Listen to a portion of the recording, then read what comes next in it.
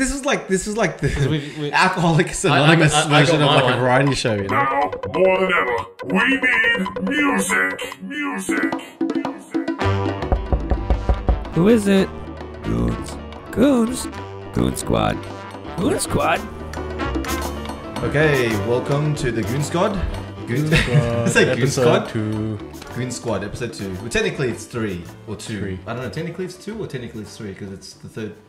We did a pilot Goon Squad.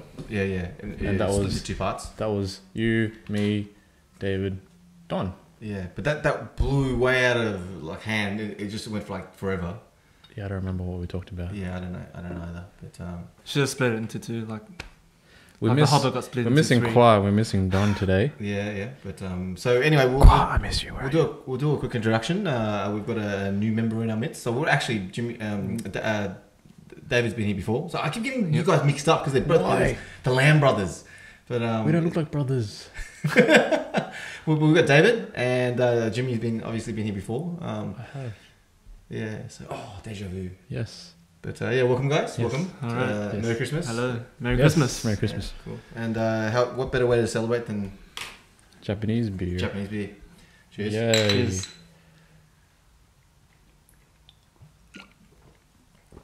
So yeah, appreciate you guys coming out. A couple of the guys couldn't make it because obviously during this period of time it's girlfriend duties, Christmas festivities or whatever. Yeah, girlfriend duties. Yes. Yeah, cool. So anyway, being the unorganized one, I've my list of topics to talk about is sort of well, technically I'm making it up as I go along, but Jimmy here's got a bit of a list there. I see. So yeah, I got a list. I was planning to not divulge my list. Because I want it to be... Oh, you want it to look spontaneous? Yes. Well, I'm not editing that out. Okay. Well, maybe we'll start with the last one. I wanted to introduce a new segment. Yes. But maybe wait till the other boys are here. Yeah, sure. That's cool. Sounds interesting. Acapella themes. Really? We would pick a TV theme or a game theme or something and we just try and sing it. Really? Yeah. Wow. I'm game. Yeah. Maybe not today. Maybe not today. No. We need more people. I gotta get another microphone. Yeah. Like I Dream of Jeannie or the Mash. Oh, you know Flintstones. I don't even know the Mash. No, the Mash is instrumental, right? There's no... Yeah. Is it? Oh, we're doing it now.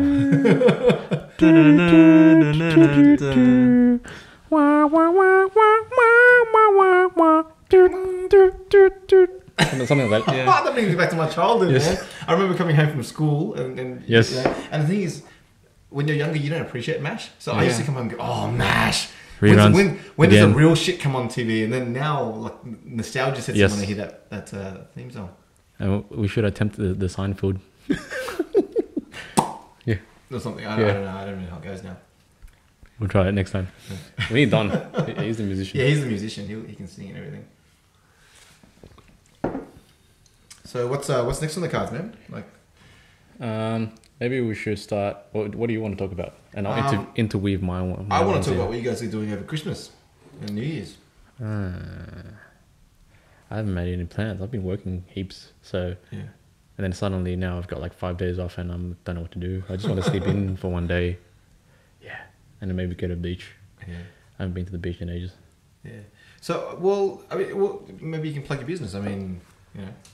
Maybe. Yeah, this would be a good time for it. All right. AussieSpares.com.au. I sell car parts. Yeah, it's a family-run business. We've been around for 20 years, and we've recently opened up a new store at Chipping Norton. So anyone's out there that's after some car parts at a good price and some really good service, come and see us. Yeah, you know, it's actually funny. I mean, we talked about this before, but my dad was a big fan of Aussie Spare Parts. Yeah. Because it was close by and it was like not a big chain store and you got good customer service. And my dad used to come in all the time, and he used to we used to do our own oil changes at home and everything like that. So we used to buy the oils and filters from you, and cause we talked about this, right? You're related to my close uni friend. I am. Yes, your uncle, your dad, your uncle. Yeah, we spoke about this. Roger Toe.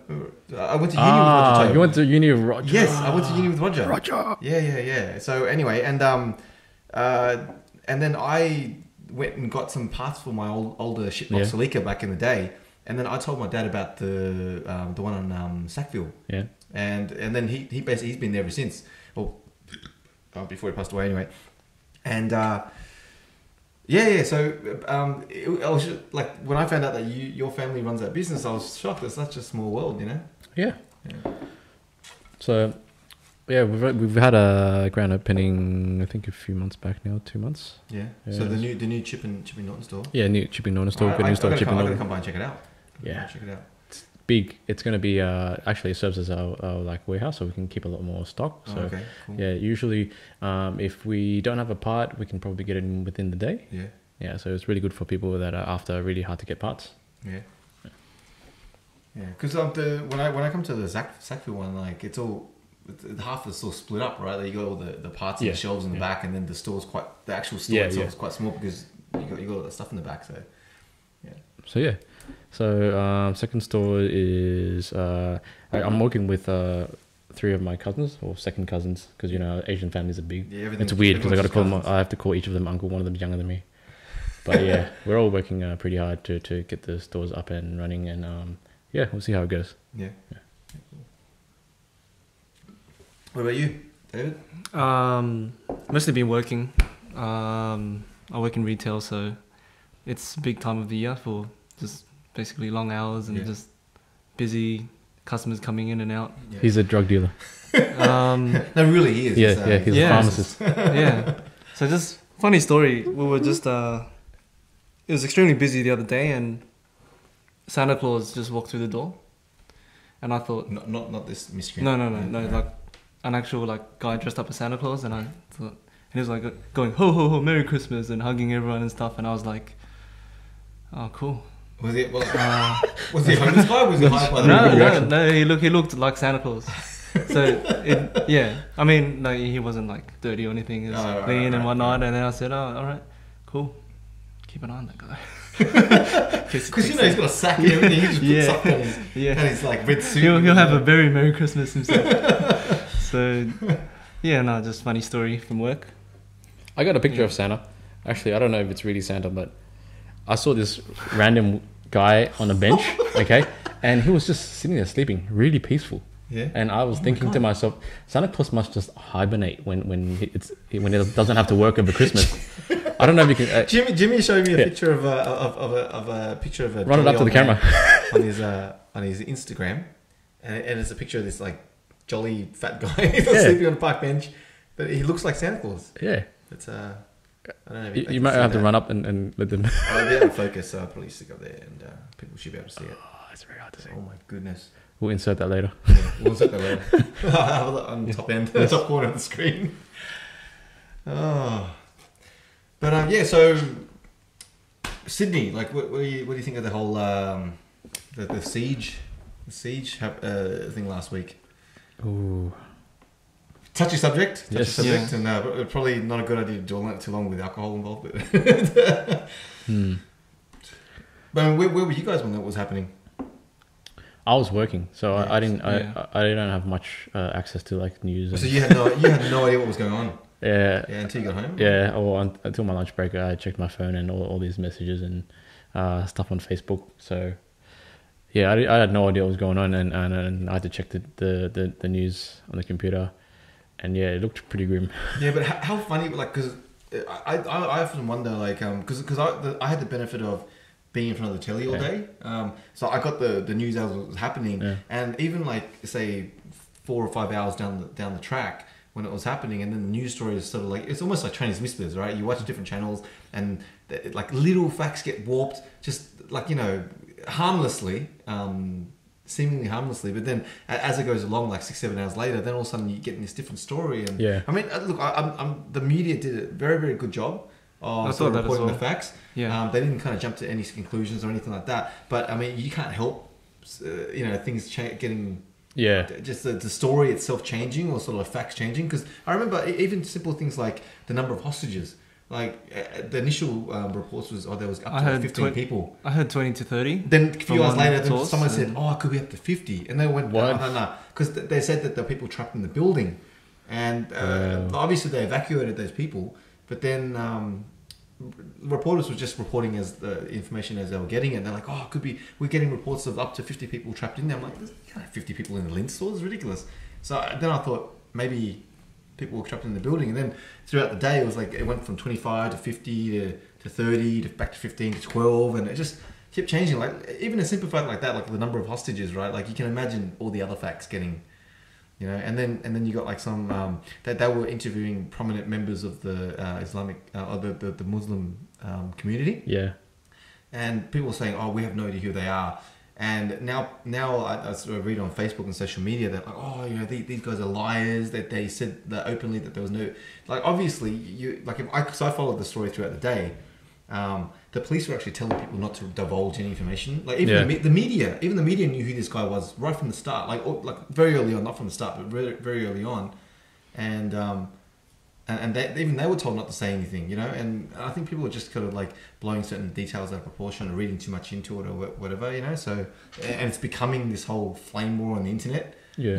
Which is unfortunate, I guess, because it's taking attention away from the victims. I think inside Australia, like the media handled it quite well. Yeah, have you seen some of the overseas reports? What internationally they do with it, it seems like from what I've seen, seems kind of like stretched out a bit. And especially the US. That's why I don't watch the news. That's why I don't watch it or read much of the news. They kind of blown it up a bit. So, like I've got a family friend from the UK that I just got acquainted with. She was messaging me, oh, how's the asking me what the situation was with this whole thing. Yeah. And what I was telling her was, what she was saying was totally different to what the media over there was telling her. Like they're saying that it was a terrorist attack and this and that, like just trying to blow it up a proportion. Because I guess with say the UK and the US, they've experienced like terror, like real terror, you know, terrorist kind of thing. And I think this is sort of like they jumped to conclusion. Not the same. Yeah. And my biggest fear was because Australian media have a tendency of trying to emulate the US or trying to make us look like, you know, make us seem more important, you know, like by saying, oh, we've got terrorists on our shores now, blah, blah, but it didn't happen. Like the media have been very responsible. So I got to commend them on that.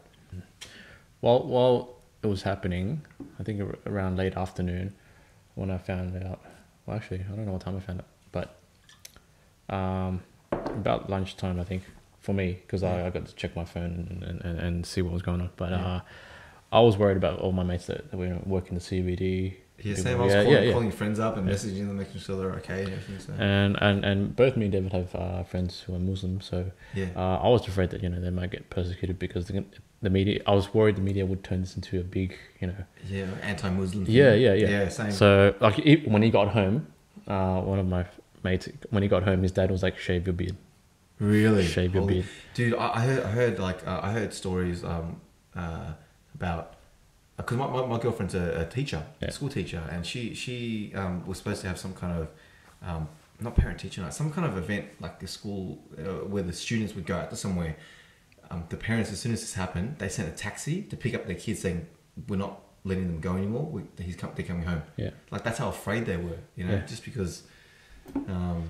You never know, like, you know, big, and like I've got like true blue Aussie friends, like you know, white Caucasian Aussie friends, and I've got like friends that are Muslim, and I've got friends that are sort of like all type, you know, immigrants and everything, and I can see where that's coming from, like, you know, the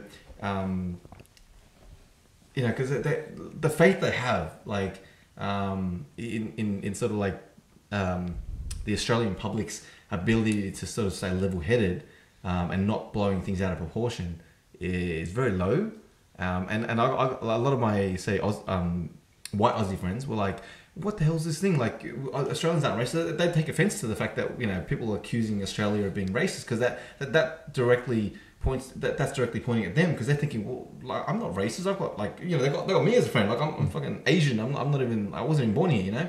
And they're like, I take offence to that, and I can understand that. But then at the same time, I can understand any immigrant that has sort of experienced firsthand or through stories from their parents of like persecution and being a refugee and running from anything, like, you know, basically fleeing for your life. We have this fear of it happening again, you know, because my dad growing up, he says, look, you know, like, this country has really been really good to us, and, you know, they've taken us in, and, you know, like, they've looked after us, you know.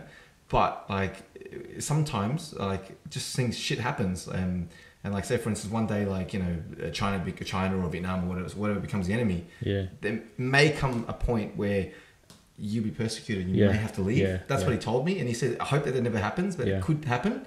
Like for him, he was just as a parent, he wanted to prepare me mentally for it, you know. And so I can see both sides of the story, both sides of the you know the argument or whatever, and I can understand it, but it's unfortunate, you know. And so I've got a story that's totally related to what you're saying, because on that day when things were happening, I was working at my store at Fairfield, and in Fairfield there's a huge Middle Eastern community, right? So and a lot of my customers are of Middle Eastern. They're Middle Eastern. So we had one customer coming. I'm not going to divulge any names or anything, but in the state of what was happening and you know how hysteria can snowball. Right. One of my customers who's a mechanic was pulled over on the way to our shop just to pick up parts because he looked Middle Eastern and the cops wanted to search his car. On that day? Yeah. Wow. And the only reason that the police gave were that he was making gun signs with his hands.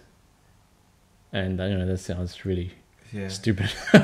He was just coming to pick up some parts, you know? Oh, wow, okay. He was trying to do his job. I didn't see that happen. I didn't hear about so it. What I was worried about was, you know, the people being persecuted. And what the result would be of this event. Yeah. So I could see it, you know, starting to snowball, and I was hoping nothing bad would happen. But it didn't. It didn't. Thank goodness. And so.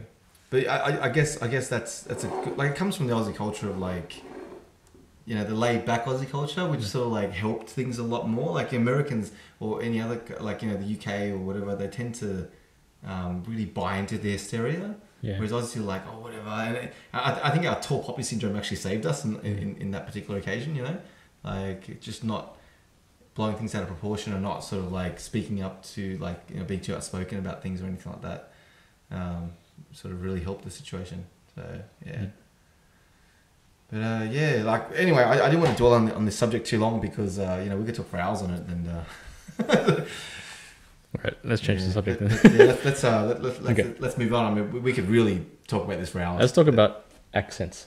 Accents. You know, when we talk to each other, we sound, you know, normal because we're used to our accents. And you know, when we watch TV, and you watch like shows like Home and Away, you're like, they sound really Aussie. Yeah, but we sound the same. That's the problem. Like in our minds, we don't. So when we listen to ourselves on the podcast, we sound really Aussie. You know what? I have to edit this stuff, right? I listen to our voice, and especially for me because I listen. Monitor's off. It restarts over time. So but yeah, like listening to my own voice and editing it, like I find that, you know, this is my like 9th podcast or something like that, and I find that like slowly my voice, because from my first one I realized how fast I talk and how I slow my words and my words kind of merge together, and I'm really. It's almost I'm very, you know, incoherent. And I find that just doing this podcast and hearing myself and getting that kind of feedback, I'm more or less adjusting my voice to be, you know, and I find it's helpful for me, you know, like because after the first podcast I was like, fuck, is that how I really sound like? Like I think our brain's already trained to like what we hear from TV. American just sounds like what it should sound like. And as soon as we hear an Aussie, we're like, holy shit, you know. Have you heard of Aussie speak? Like, say for instance, like, you know, watch like David Lemon or whatever. And you hear them all American because it sounds like that's the medium for us, right? Because we get a lot of American TV. And then you hear it like an Aussie speak, like say for instance that chubby comedian lady, what's her name? Or the one that Rebel played Wilson. Thor. Rebel Wilson, like she's hilarious. Or man, I'm seriously terrible with names. You can't call her chubby. Oh, she's Chris Hemsworth. No, because of political correctness. Oh, so what can I call her then? Rotund. Rotund is more rude. Like chubby is like more literal. Like she's chubby. I don't mean in disrespect by calling her chubby, but rotund sounds like I'm sort of darting around the issue, and that's more rude for me. Like from my point of view, anyway. You know, like say for instance that like if someone goes to you. oh, that guy over there, you know, the guy from the Orient. I'm like, fuck, just call him Asian, man. Like, you know, don't fucking dart around the issue. Just that's more rude, because the fact that you think that's rude to call someone Asian comes across to me as rude. Like, I don't know. But anyway. But yeah, so like, see the American accent, like, you know, when someone speaks like with the Australian accent, it sounds really strong and just out there, you know. So like when Russell Crowe speaks. yeah. So what do you reckon we should speak in an American accent on this? I don't think I can do an American accent. You don't think you could do an American accent? No, David can. No, I don't think why I not? can. No. It's weird. You gotta But the emphasize the R's and. But the American accent sounds so natural to me. I can't do it. Yeah. No, it actually doesn't. Like when I try to put on the American accent, or when you hear someone in person, like when we did that short film for Jason, the Jason the road. Q-Trend, he was here last week. Yeah. But you know the road thing that we did, and road. Pearl did the American accent, because everyone else around on say in the cast and the crew were all speaking in the Australian accent, and then every time we rolled and we called it action, and she put on that American accent, that sounded out of place. So I don't know, like. Yeah, it's just weird. It depends on the context, I guess. Like if say in a talk show everyone's speaking in an American accent, and then someone pops in an Aussie accent on, then Aussie. Yeah. But anyway, I've kind of like changed the topic a bit. What did you want to throw out? That was it. That was the accent. Oh really? Yeah. Oh okay. I thought I interrupted you rudely, and no, that was good. My thing. So what accents can you do besides? I think it's similar to. Okay, so hearing is one sense. I can do. And smelling is another sense. So, for example, a person that's lived in the city their whole life, and then they suddenly go to a farm and they. Oh, everything stinks. Everything smells like shit, right? Yeah. But to the guy that's living on the farm, his brain has adjusted to that. Yeah. And maybe when he gets to the city, everything smells like pollution. garbage. So. All that air pollution. While you're getting the beers, I'm going to open the window because it's getting is it getting warm for you? It's hot. It's pretty hot. Yeah, I thought it was because I had a hat on that it was getting quite warm, but I'm wearing a Santa hat, so I'm pretty warm. But Getting closer to Christmas. See, I closed all the windows in the room because I thought there were a lot of cricket noises, and I was hearing a lot of people just set off fireworks. Because we're bad entertainment. Those crickets are out. Yeah. I don't know who watches this shit. Who watches? If you watch us, please comment and say you either like this or you don't like this. Yeah. So I was just saying on the other podcast that I should really have a call to action at the end of the podcast. So like something, for instance, like rate, comment, subscribe, and be really animated, because all like the the popular YouTubers, they're all very animated, very entertaining to watch. Whereas I think I don't know. Nah, we got the beer happening, so that's not gonna happen. Yeah, true. Well, we could be entertaining in another way, you know, for other reasons. All right. So I think whoever watches this basically is like other pissheads who just enjoy watching like three Asian guys get drunk on screen. I don't know anybody else who would be watching this. Asian guys. Yeah. I even had a friend the other night come to me. I was at a wedding on Saturday night. First time in months and months and months that I'm actually a guest on at a wedding rather than someone. Yeah, I saw a photo of you. I was like, where's your camera? Why aren't you working? Get back to work. You know, the strangest thing was when the MC, because this MC, he MC'd at another friend's wedding that I shot, and he's really entertaining because he beatboxes, he raps and all that kind of stuff. And his warning for the videographer and the photographer to get ready is he starts beatboxing. Yeah.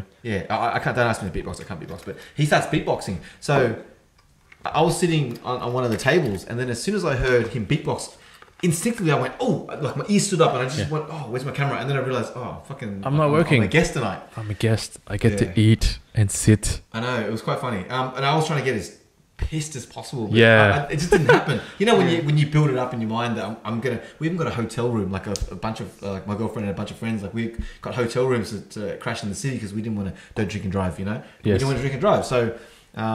So we got hotel rooms and stuff to crash in the city. I didn't get pissed at all. I got tipsy, but I didn't get shit-faced. You didn't shit-face hard enough. No, I didn't. No. I don't know. Maybe my tolerance is quite high. Or was there a videographer at the wedding? There was a videographer. Did you check out his How did you rate him? I checked out his gear. I went check him out. He had a black magic camera. Yep. After the ceremony, yeah, I was sitting in the pew in the crowd, and my girlfriend was like holding my hand, going, "Do not say anything. Do not say," because she knows me. Like I'll be like, "Oh why is he standing over there? And I bit my tongue as much as I could, but I had to say something. And anyway, What did you say? I'm like, Hey, noob. Why? Get off the floor. No, the videographers did a great job. It was the photographers. They leaned over the groom while he was doing the moves, like over his That's shoulder. no good. Anyway, I don't want to say too much because they might be watching. One day they'll watch and then they'll be like, fuck That guy. I remember that I count. hate that guy. But no, I basically cornered him right after the ceremony outside the church when there was lunch. Hey, and I don't do that. I went and chatted with him and asked him about his camera gear, and we just exchanged business cards or whatever. And he was alright. Guy. Did you do it in a secretive way? Did you do it like Batman? Like you grabbed him on the throat and No, man. I'm like a gun salesman when it comes to that shit. Like, I've got no experience in cameras, sort of thing, and no. I I went up. No, I didn't want to go up to him and go, "Hey, man, I'm a videographer. Look at me." Like, but I went up to him and said, "Hey, cunt, you're doing it wrong." I was genuinely interested because he was shooting with a black magic, and I don't know how the Black workflow, magic woman. how the workflow is with the black cameras, black magic. So I went up and said, "Hey, how are you finding shooting with the black magic?" And we got talking. He's a friendly guy, easy going. Yeah. So we just got talking, and Was then he young, old?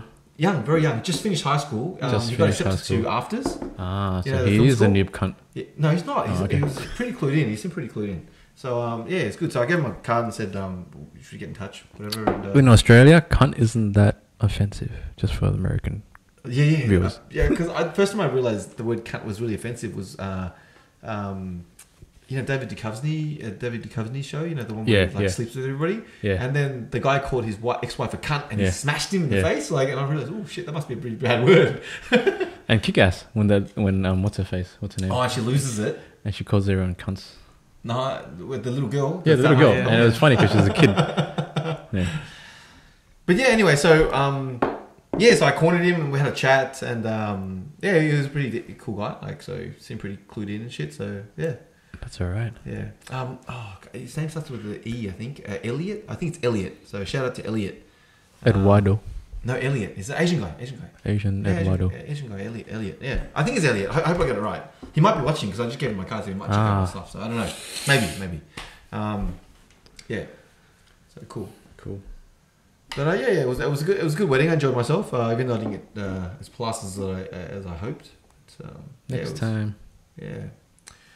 But anyway, I forgot what my point was to that. Anyway, I have no idea.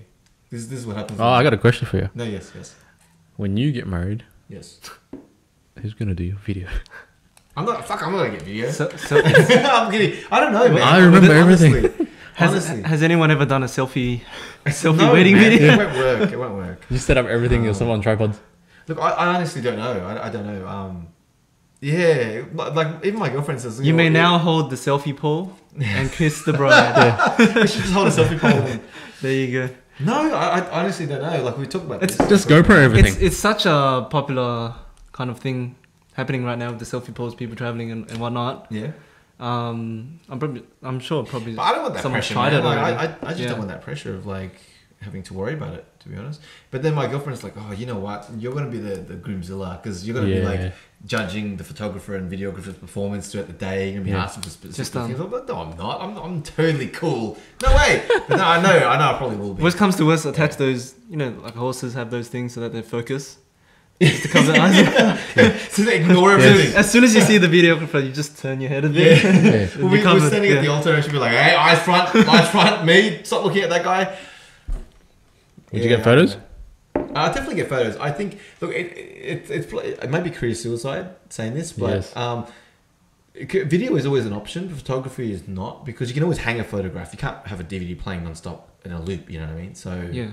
Haven't you seen those photo frames that play video? Yeah, but I think like. But I think you'd get sick of a video playing 24/7 in your house. A video is more like one of those things where you might take out once a year and watch it or whatever, and like watch the highlight. And it's a special moment. And like, say for instance, you got friends that you don't see anymore, or in my case, like, because my dad's no longer here. Like, if I got married before he passed, like that would have been something really special for me. You know what I mean? Like just pop it in and get to see my dad or whatever. But because I think a photo serves as like a good reminder of something, but video tells the truth. Like when I shoot a video, I don't. No matter how good you are at editing, to an extent, like you can edit it does look better than the day, but I believe, like because of the color grading. Yeah, they're kind of color grading, but I like shooting candid, especially like in between the formalities. Yeah. Like candid with people mingling and shit like that. Like that's nice. That's priceless to the couples, you know. And like, I know some videographers that just precious about that composition of that shot is terrible or that one. I'm like, fuck, dude. The client wants to see that shit. That's what they're paid for. They're not paying for the beautiful shots. Like that's your own ego speaking. You know what I mean? The client just wants to see people that were there and people having a good time and people that might someday be gone. And they want to have that memory. And like you have no right to hold on to that because you think that the composition is shit. Like fuck man, just give it to them. You know, like don't put it in the highlight, but for the full thing, for God's sake, just give it to them. Like what are you gonna do with it? You're gonna delete it in a year anyway. And that's the difference between I think me and a lot of like new school guys, because the old school guys think like me, they'll just give you everything. The new school guys are like, oh, I'm a cinematographer, and you know they buy into that whole fucking shit. And they cut all that crap out. I'm like, fucking just give it to them, dude. Like. That's the best that's stuff. What they want to see. Yeah. Blooper reel. Yeah. Anyway. But I'm still the last one. I was way ahead of you. For some reason, you've like beaten me. I didn't know this was a race. No, it's not. Oh, that's dangerous, man. That's a dangerous game to play. Yeah. Racing. But so like, what are you like? You said you got some time off for the holidays. What are you gonna do? What are you planning to do? Oh, I haven't planned anything. I just want to go to the beach. Yeah. Tan up your yellow skin. You're actually pretty pale for an Asian dude, man. Well, most Asians are pale. Yeah, true. Yeah, I got trucker tan. Yeah. I got t-shirt tan. There's white Asians and there's black Asians. Yeah. You got white Chinese, black Chinese, white Vietnamese, black Vietnamese. Yeah. There's also Jason's pretty black. Yeah. Jason's pretty black. Yeah. Everyone thought he was filler when they first met him. I thought it was Cuban. Really? He hates it when I call him Cuban. If you're watching, see, this is what happens. I've been withholding that. Turn up, man. Like, he couldn't make it. Now we just get to talk shit about him, and he's not here to defend himself. Jason, so fuck you, Jason. Hang on a second, Jason. Australians aren't racist. Now let's talk about Jason's skin color. No. No, that is true though. Australians aren't racist. Like I think a lot of my Caucasian white friends, they're very conscious of them because there's always this white guilt that for some reason they're born with, you know. Like, I think we can take but Asians are the most racist. Like we're racist amongst ourselves. Like that fucking Vietnamese guy. Look, we're Chinese. But that's what's funny. I think we can take criticism very, very well. Can we? No, we're I think passive. that has I think something Asians to do are with passive aggressive. Like I'm speaking generally, of course, but Asians are very like they're pacifists. But at the same time, they remember shit. They're like, oh, I remember that guy. I'm not going to your wedding. Fuck you. Like that kind of shit. Like but I mean, in terms of the Australian culture and maybe like the Australian generation of Asians, and it doesn't matter. Like just any cultures in Australia that have been raised here. Yeah, we're very laid back and we take criticism really well. You think? Yeah, I believe think that. so. I think so too. Yeah. I think so, yeah. Yeah, so that's what makes the jokes a lot like we're not gonna like take action against someone for there hasn't really been hate crimes in Australia really, besides like that Cronulla riot thing, but that was kind of a joke because there was like a bunch of stupid kids like But we're a culture where we call each other cunts. Cunts, like as a term of endearment. Yeah, that's right. So what going, cunt? You going cunt? That could be your mum. Wouldn't matter. Yeah. And we use that for everything, like in America they use the word ass a lot, dumbass, smart ass. We just call people dumb cunts. Yeah, but that's almost like Sick a tongue in cunts. cheek insult, So, Stupid cunt. Stupid cunt. Lazy cunt. Sick cunt. Yeah. Sick cunts like the highest accolade you can receive from an Aussie is that by someone calling you sick cunt. Seriously, so whoever's watching from the US, well, I looked at the stats, there's no one watching from the US, but sick cunt is like, but so anyways, we're harping on a bit. So what else is on the list, Mr. Maestro? I've got shit that annoys me. Shit that annoys you. Pet peeves. Shit, yes. Pet peeves. Number one, public toilets. Okay, now I've not been to a female public toilet. Okay. But the men's public toilets, they're disgusting. Really? They're horrible. Like I've heard stories that women's. You know what? You know how have you ever seen a girl's? Do it! Come on! Have you ever seen that? Or have you ever seen a girl fart? Seen what a girl doing like- a chew. Like really like fart or like a sneeze I that's thought so he was small. Really Yeah. I thought he was really going to sneeze. No. Oh, you mean No, I'm girls just- doing that? They look like Yeah, they're gonna yeah. blow a big sneeze. They but look like they're nothing. gonna ah! Yeah, and then like they smash hold one back. out, and you hear like a little baby one come out. Yeah. I reckon it gets unloaded That one. in the toilet. Oh, the girls go in and just Yeah. like let one rip like. Yeah, just destroy it. Because I've heard stories of the ladies' toilets being a lot worse than the Yeah, like than even the like in guys. school. Like I remember in Yeah. high school, like the teachers would say, "Oh, look, you know, they'll come out to assembly like in the morning." This is like during the era when it wasn't considered racist to sing the Australian anthem in the assembly in the morning. So we used to like assemble. The school used to assemble, sing the Australian anthem, and then like. Do you know the principal or Australian whatever- anthem? I thought it was a test of Yeah, if of you knew the course. words. That's the only Sure. reason I know the word "girt." Like I know Yeah, what "girt" good means. by sea. Yeah. Anyway, so yeah, we used to assemble every morning, sing the national anthem, and like at the time, but now I was like, well, I'm proud that I fucking know the thing, you know. But yeah, one of the things the announcement always on a regular basis was that they come up and go, the girls' toilets is a disgrace, you know, this is Yeah. blah blah blah. Like you should take the example from the boys. I don't know if they actually said that, but I'll just say that, you know. But Yeah. I remember they used to come out and say the girls' toilets is disgraceful. Have and you shit. been in a women's toilet? I walked in by mistake once or twice. Okay. Yeah. Have you? No. Yeah. I have not. But Because I walk I'm in there still and like, pissed where off the fuck's about. the cubicle. Like, where the fuck? Sorry, where the fuck's the trough or the urinals? Like, there's nothing in there. And I realized, oh shit, and walked it out. But for me, I get really pissed off at men's public, like the public toilets for male public toilets, right? Why?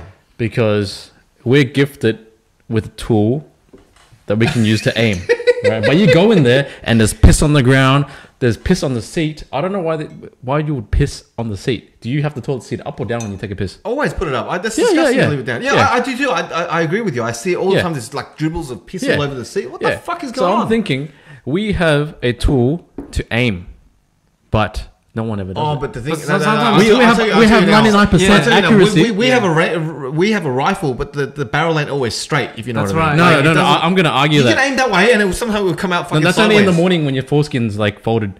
But but we have like 99% accuracy when it comes to cum shots. In the mouth, and then you got your 1% that goes in the eye. But You've been watching way too much porn, man. Way too much porn. but I'm saying why I can't want to they? search your porn your browser history. It's gonna be Pornhub, YouTube, YouPorn. No, nothing on this one. This is safe. But public toilets, nobody can aim. It's like That piss is true. everywhere. That is true. I agree with you. And why would you piss on the seat? I mean, it in the on the odd occasion where I may need to take a shit in a public toilet, I would like to sit on a clean seat. Yeah, it fucking drives me nuts too. Because you walk in the cubicle, what's the first thing you do? You fucking grab Yeah. a lot of toilet paper and you're wiping it, and then do you actually do the laying? Yeah, I on the do. seat? Yeah. I do. I That's got fuck- triple yeah, layers. I a can't- triple layer, Yeah, I can't do it. and then I chuck No. I chuck some in so there's no splashback. Yeah, I learned that recently. But you know what I do? You lay toilet paper Yeah. around the seat. The most important thing, right, is to make sure you dampen the dangle, if you know what I mean. So what you do is you lay a couple of a thick layer of toilet paper. Yeah, so your down dick front doesn't of touch the it, bowl. So you don't dangle Yes. swing into the bowl. And then you get your collar on your dick. But that also serves as another purpose. Because when you get off the toilet, when you flush, It goes. zhoosh. it twirls that middle one down and everything just Yeah, goes yeah, straight exactly. in. Yes. You know, I actually play a game. We are genii. I play a game, right? And I lay it in such a way that my aim is to, when I flush, it pulls the front thing together, it pulls it all down. Yes. And when I do, I secretly high Yes, five myself. yes. Like, That's when the it best happens- feeling. so the hate it with the worst is when, like, there was a little bit of wetness at the back, Yeah. and you put the thing and it's absorbed. Yeah. So then it's stuck to the Yeah, seat, so and you then it see just it and rips. it doesn't pull. Yeah. And there's a little bit left. I'm like, fuck, I gotta pick that up now. Shit. And what about when you walk into the toilet and they've got the trough? They haven't got the Yeah. individual urinals, they've got the trough, right? Yeah. And you got the little grate on the Yeah. bottom and you're wearing nice shoes. Yeah. What the fuck do you do? I never use urinals because there's always splashback. Yeah, And- exactly. and- What do you and- do like when you splash back, so you suede shoes and shit? I always use the I toilet. step back like 2 steps back. And then I aim. Do you do that? No, I always go for Oh. the toilet bowl. You Always could go for always the sit toilet down, but we're men, so we got to stand up. Like, just. That's just I've got a standard. story about that. One of my good mates, his rule is you have to sit down to piss. Why? Because he hates cleaning up the toilet. Oh, I He mean, goes, I I'm would too. I'm very good at aiming.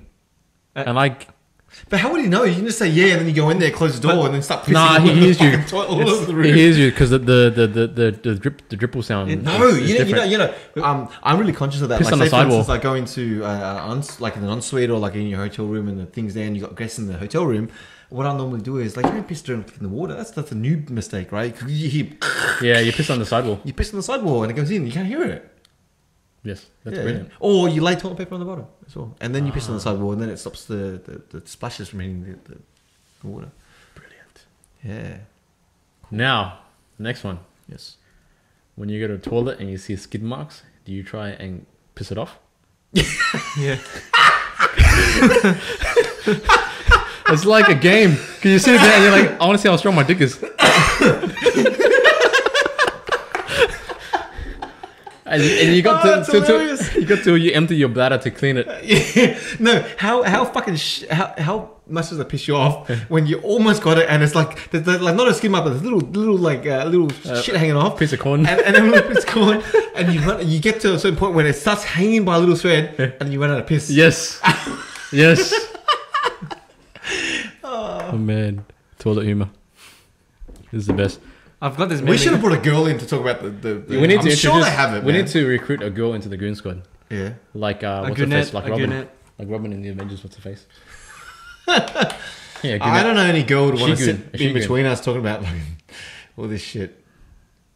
Yeah. I have to enlist one of my alcoholic girlfriends. Many secrets we Yes, find yeah. out about the Yeah, so mysteries we- of the we female need- toilet. We need female insight into the toilet. Oh, humor. you know who would be fucking perfect, man? I'll give a shout out, my friend Tremaine, but she's in Singapore at the moment, so there's no way Singapore she'd be here. terrain. Yeah, but yeah, she's like I don't know you. she's heavy. Like, I wouldn't say heavy drinker, but she can drink with the best of Wow, us. very good. Yeah, and and she's quite fun, so she would be perfect. Yeah, I'll bring my girlfriend in, but she'll just be once she has a few drinks, she'll just be shouting at me the whole time. Oh, like- okay. and then you realize how whipped I really am. So probably not. Yes. Toilet accuracy. Okay, that topic's finished. You got something else? Otherwise, I still have a big. No, keep going with your list. Now I'm enjoying your list. All right. Now, I'm not trying to be. Oh, I'm not being. Not to be vulgar or anything, but Yeah. you know, dicks. Okay. I'm not being racist, but this is. Oh, okay. I'll write this down. Now, I'll just talk about now. Hand washing after you take a piss or you go to the bathroom. Oh fuck, man! I hate that. You know the worst is when you walk in there and some guy's got like a chef uniform and you're in the toilet at a restaurant And they don't wash and their they hands. fucking walk straight out. And you're like, what? No. It's like a Seinfeld episode. Now, I have taken data on this mentally. Mental You know, data. I've got a tally Very in my head. very Yeah, I've got a tally in my head. It's always a Caucasian dude. I'm not being Really? racist. It's always a Caucasian guy. No, that I've seen never Asians washes- fucking walk out. Oh, yeah, and Asians Old too. Asian Yeah. men. Yeah, old old Asian Asian men. men. Like at a wedding, And they'll they just spit- walk they straight just out. spit Like, what the- everywhere too. You just fucking grabbed your dick, man. Like what the Yeah. fuck? Wash your hands. Especially us, because we fucking share like we have chopsticks, and then the chopsticks go into like shared dishes. Wash your fucking hands. Oh man. Yeah. People don't wash their hands. Yeah. Do you wash your fingernails? Like ever since I saw like what's this one scientific show? I can't remember like whatever it was, and they Embarrassing put body. out There a is- black light, and they say that the biggest culprit of like sharing germs and shit is like fingernails. People wash the palm of their hands, but they never go and wash the fingernails. Like you know the cuticles where yeah. the fingernail meets the finger. Yeah. They always leave that. They miss that. Yeah, in And- healthcare, they've got like a procedure on how do you wash your Oh hands. really? So with pharmacy, Yeah, you imagine you would have In very strict. hospitals and whatnot, you gotta wash it this way. You gotta wash in between the fingers and the back. You gotta wash your fingernails. Yeah. Even sometimes some of them you gotta like go in between the fingers like that. Wow, So yeah, it's very thorough. Yeah. You gotta wash up all the way to your elbow too. Yeah, you do. Doctors, yeah, because one of my closest friends like went to high school with him. He's a surgeon, and he was surgeon. He last time I spoke Women's to him, chest surgeon. not not that kind of surgeon. Okay. Like I think he's getting into like gastroenterology or whatever it is. But yeah, like I used to hear stories from the guy, and he said that you know that show, that Embarrassing comedy bodies, show, yeah. the comedy. Scrubs. He goes, Scrubs. It's almost like that is actually it's a comedy, but it's very accurate in how like the interns and all that, like the social dynamics of how the medical field works. That's pretty spot on. Like, you know, you always I got would the news imagine coming that, in yeah. and some grumpy old fuck like Yeah. taking people around, and it's just like it's very very accurate. And then you got like doctors versus surgeons, and Yeah, the dynamic is quite accurate. Yeah, it's funny. Anyway, I digress. In your last podcast, all you had was that, and you didn't cut to this. Yeah, I don't like to because that's the main angle. Ah. So this is like more What's of a that one backup for? angle. Okay. It's a close up. So like when that resets, because I'm shooting with DSLR guys. Okay. So I think with the 5D Mark III, every 29 minutes it resets slightly, and you lose like and also every 12 minutes, like every 4 gigs, you lose a frame. So I cut to that to mask that, to cover up. If I had the GoPro on, I could just roll one angle all night. Like it's because people don't really care if I cut angles or not, man. They're just listening anyway. So even if they're listening at all, Maybe we could do a selfie podcast. selfie podcast. I just put a GoPro here next time. It'll seriously save me so much time in post production. But but it's just good to have the thing. I have a reputation to uphold. Like I'm a video guy, and if the video looks shit, then That's okay. Yeah, look at this, well, you can look put at this this here, guy. and then we can cut to it. Yeah, true. But then I'll be in the frame. That'll be right in the frame, right there, and there'll be a GoPro there. Yeah, maybe I'll do that. No, there's always a way. Work your way around it. Yeah, true. All right, next That topic. is true. Yes. Next topic. How do you hold your spoon? With thumb on top. Like this, right? Yeah, thumb on top. Yeah, yeah. Oh, you Now- talking about the guys that grip it like a tennis racket? Yes, and through my observation, it's always Caucasian guys. Yes! I'm not being. Oh my god! Oh and my god! they dig their food like this, and it annoys the shit out of me because this movement is very inefficient. Okay, you gotta dig. And no, yeah, you take so much room in the fucking table. Like, you gotta dig like this, and sometimes they they get food everywhere, right? And you're incorporating too much of your adult. This is an inefficient. We're not saying that movement. all Caucasians do this, right? Yeah. But I'm just saying that like the people that do it, I've got a close friend in my circle, and the only person who does it in my whole 3 or 4 circle of friends, he's an Aussie dude. Yeah, And he fucking digs does his that. food. Yeah. Digs his food. I used to give him Shits shit me. all the time in school Yeah. about it. Yeah, I'm like, Shits dude, me. hold a spoon. He goes, I was never taught. I'm like, I'm teaching you. Just hold the fucking spoon properly. But he just that's the way he does it now. So When you hold it this way, it's a more efficient movement. You're only pivoting from your elbow and you're twisting your wrist. It's weird. pet peeves. Pet Why- peeves. why do you So do we're still that? talking about pet peeves. People right? that dig their food, why? I've got one for you. Why? I've got one for you. And this is, there's no racial stereotypes involved in it. Actually, there may be, but people that don't fucking drive on the left lane on, say, the M4, like motorways, the motorways that are like Slow cunts. not slow cunts, but the guys that hold up the right lane. Oh my god, I just want to fucking strangle those bastards. They're the slow cunts. Yeah, and they're Camry drivers. 9 times out of 10, they're Camry drivers, which means they're Asian or Indian. Damn you guys! Anyway, this is getting a bit angry now. It's all of this talking. Yeah. No, but seriously, the guys that don't drive on, like, move out of the right lane. In Australia, Yeah. we drive on the left hand No, we drive on the left there. In Australia, we drive on the left, and the right lane is overtaking. Yeah. And if you're not overtaking, you're obligated left. legally to move to the left lane. But some guys are totally oblivious to it.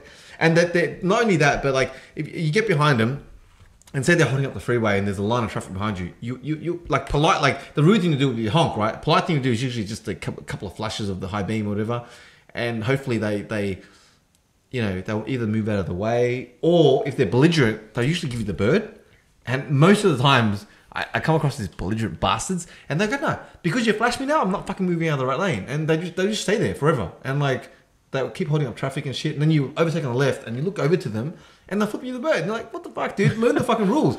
Because every like 100 meters, you pass on a sign saying, keep left and less overtaking. Yes. The problem is they're in the right lane, the sign's on the left lane, they can't fucking see the thing.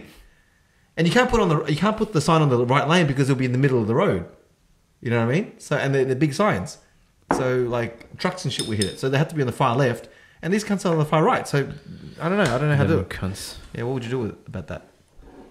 I don't know. There's not much to do. I don't know. Just honk them. High beam. Or you get one of those, those big shipping, like those ship horns, the big ones. Bam, Yes, that'll work. bam. That'll work. It would sound like a Christopher Nolan movie, but it'll work. That was an Inception reference. Yes, If you guys yes. didn't realize, yeah. Now, next one. Chopsticks. Chopsticks. What about it? People from other cultures that don't use chopsticks, and they hold their chopsticks like way down the bottom, and their hands are in the food. Really? I don't know anybody that does that. Whiteys. No, seriously, I like all my like white friends, like they hold They know how to do it? Yeah. Oh, that's pretty good. My friend, who's a doctor, he speaks a bit of Cantonese. Yeah. Yeah. I still see some people do like this. Like they're holding a pen. Really? Now, people that hold the pens like this, that also... No, I don't know This is anyone yours. that does that. I don't know anyone. Or that does they're that. like, they I'd like to think a lot of Yeah. most of my friends are quite educated, and they don't do that. Yeah. Cultured. But you know what? I think give it another 50 years, and I think people will forget how to hold pens Yeah. because they're the keyboard. Like Yeah. 3-year-old kids will know how to touch type, but they won't be able to hold a pen. Yeah. Bring back the writing. People need to know how to write. Even my handwriting is shocking. Like my handwriting is terrible. Yeah, it looks like chicken scrawl now. Like when I'm filling out forms, and you know, like those forms where they have individual boxes for each letter, and Yes. you got to write letter. Like because And you can't do it? because I'm so terrible. I write in cursive. Actually, you got pretty handwriting. You got pretty nice handwriting. Like you got the whole cursive shit going. That looks fucking printed, man. That's pretty impressive. So yeah, Jimmy's actually got really nice cursive handwriting. But with me, my cursive is terrible. Like my S's roll into the next letter, and you can't tell it's an S, and just all that kind of shit. Like But that's what's supposed to happen in cursive. no, but it's really bad. It's really you can't. It looks like an I. You're like looking at it. Is that an I or an S or a B? Like you can't tell, and like it just looks like a squiggle. You can't. Squiggle. Yeah. But yeah. So anyway, so like when I'm filling out those forms and they've got individual boxes, I panic. I'm like, fuck! How do I keep within the boxes? Just and print shit? in uppercase. Yeah, I do that. That makes it easy. But even then, it looks shit. I don't know. It just really, it looks like kindergarten writing now. It's really bad because I've been typing for the last 20 years of my life. You should carry a crayon around with you and then just sign shit in crayon. No one will take you seriously. No, my signature will be like a certain combination of colors. I just have the color in the squares. Yes. Bring back the coloring. The man formerly known as Kien is now green, red, green, blue. Yes. That's some kind of color Morse code. Yeah. Right. Yeah. Oh, okay. One other topic, right? Technology. What do you guys think about like technology now? Like the you know the product life cycle of technology. 1 year. So, for instance, yeah, cameras used to be like every 3 years a new camera used to come out. Now it's like every 6 months. What the fuck? Like you buy a camera, they don't even give you time to like enjoy your purchase, and then all of a sudden, oh, guess what? The Mark II of blah blah blah has come out, and you're like, what the fuck? And you look, I'm not going to upgrade. Then they have some way, like the Apple way of marketing. They present it in such a way, I have to fucking have that. And then next thing you know, you 2 months later, next yeah, one. you bought it. And so I'm not like, you know, phones is a prime example. Like cameras is another prime example. Like just, you know, you get everything you need on a phone, and then 6 months later, a new one comes out, and all of a sudden you convince yourself, or they convince you that you have to have it. You need it. Yeah, you need it. Like Fingerprint recognition. yeah, It's a bit of a race, really. yeah. Yeah, basically technology and where it's going, and everyone has to keep up. Whoever's, I guess, more popular or has the new kind of thing, or whether it's a gimmick or not, you know, people are gonna buy it, and then obviously Popularity it's gonna competition. fund them to. Popularity competition. Look Yeah. at my new phone. Yeah. You can drink from it. So basically, it's gonna fund them to do the next thing. Yeah. So, and like a lot of what we've concentrated. I mean, if you think about, let's look at another topic. For example, the space race compared to like now. That time compared to now, Yeah. where it's. I read an article on they were gonna send, astronauts to Mars, Yep. and that's a long-term plan. I think midway into next decade. Total Recall. But I also read something about, you know, it could be like due to the time of the trip, Yep. it's pretty much kind of like a one-way kind of thing. Yeah, you know? yeah. Yeah, so, I mean, what do you think of that? Go to Mars, you see it, and then you die.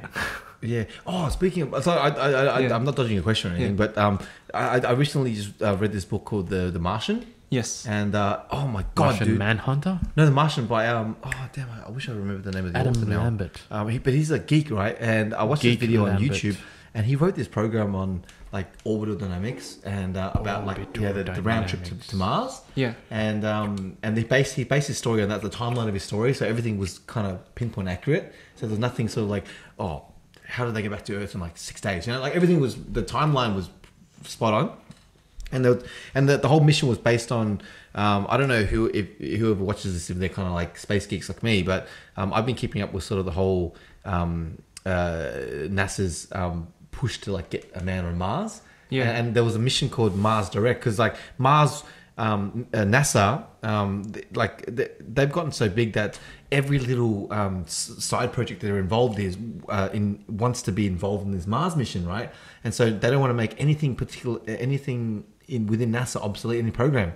So they want to involve all these programs, and it's overcomplicating the mission. So we're going to build like an international space station, and then like send all the supplies there, build the station, build the ship in space, or send like components to assemble it in space, and then launch the mission from like the international space station. Yeah. Because they want to involve all that, right? Yeah.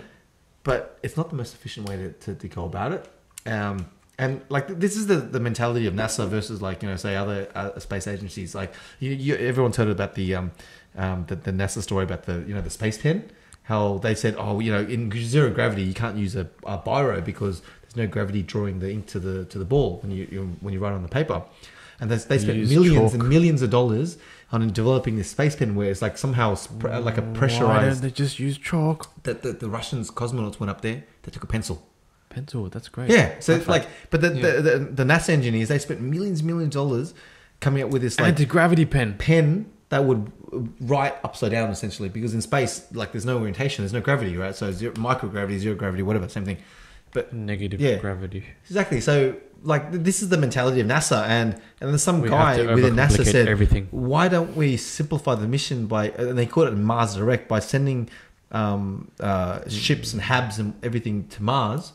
And basically having it there generating its own oxygen, own energy or whatever, and then a couple of years later send humans there. So basically when they get there, everything that they need to survive is already on the planet, right? And obviously that's not very direct. Maybe they should rename the mission. No, it is Mars Direct. Mars Indirect. Yeah, because they wanted to either have a lunar mission or like a mission from ISS or whatever. And it was just like too convoluted, and they would need like. And the reason why they couldn't get this mission funded was because they estimated something like within like $1 trillion or some ridiculous amount of money, like billions and billions of dollars, 100, and then this guy came along and said that he proposed this Mars Direct mission and it was like a lot like way simpler, and the timeline was a lot more sort of manageable, and but then he was basically, I watched the documentary and he's basically saying that because of politics his mission got kind of like his idea got scrubbed because people were like, no, because they want to like make ISS obsolete, International Space Station obsolete, or they don't want to make like certain other programs within NASA obsolete, and it's just like got caught up in the politics of NASA within NASA, and then it kind of lost traction, and now like basically it's not going to happen. So so anyway, that made me your question made me think of that, like just the direct Mars mission. But sorry, what was your I can't remember what my question was. Moon or now. Mars or does Australia one-way trip? One-way trip. Does Australia have a NASA equivalent? No, we don't. Why is America investing so much money in space travel? Because of the Cold War. Like the whole point of the whole reason for the reason behind the space race it's was because they were against the Soviets at the time. Because the Soviets wanted to send people to orbit into Mars. That's why nothing's happened in the last like 30 years, because like there's no incentive or there's no sort of like they're trying to get pressure to do it, they can transport other Americans to Mars. We don't care. But like right now, it's basically we want to go to Ezrock and prove anymore. Like at the time, they had something to prove, and so that kind of motivated them. But now, like they really haven't got anything to prove, and so like that's why you've seen sort of the decline in NASA. They've retired their shuttle fleet, which is another thing. Like another lesson in sort of overcomplicating things. Like they tried to make a reusable thing, and then they were so heavily invested that they had to keep going with the shuttle. But all that money. Sorry, all that money. Yeah, but it's expensive. But now it's like expensive. The European Space Agency, China's money could go to people that actually need food and water and shit. Yeah, I suppose, but no, America has to go to the moon and to Mars and to Jupiter. No, I think it was important at the time to do that. I think it was quite important at the time for the US to do that, because their achievement is sort of like all humanity is claimed. So it's not just a American achievement like going to the moon. It's a human achievement. And people have realized I mean, we're not putting aside all the conspiracy theorists, the nut jobs that think that we never went to the moon or whatever. Aside from those people, like everyone else is like, oh, you know, we've gone to the moon. The stars are limits, you know, kind of thing. And like, I mean, yeah, right now it feels like we're pushing technology. Yeah. In terms of like, basically like miniaturization of everything, and everything's kind of advancing, but everything's always been pushed by competition. Yeah. Yeah. And I think that's where it's going at the moment. Yeah. And I mean, if you look at human development, where we've come from, where we've been, to now, we've kind of been disconnected and grown, and kind of like, I mean, railways, and then like technology has advanced, computers, internet has linked the whole world together. Yep. We've got all of this, and we're still pushing it. And what's happening with like, I think that's like within Estella, that's like really, that's another thing that, I mean, art has kind of like reignited like maybe like science and whatnot, and to kind of like bring this topic back into the forefront. Yeah, I think country like eras like the 50s and 60s. Yeah, I do agree with you because like even today, like, you know, say I've got this Google Watch, for instance, like that's from the Dick Tracy comics, you know. Yeah. And Dick Tracy. Yeah, like say the smartphone. The first thing I thought of when you know, the iPhone Bond. 3, my first smartphone was the iPhone 3. James Bond.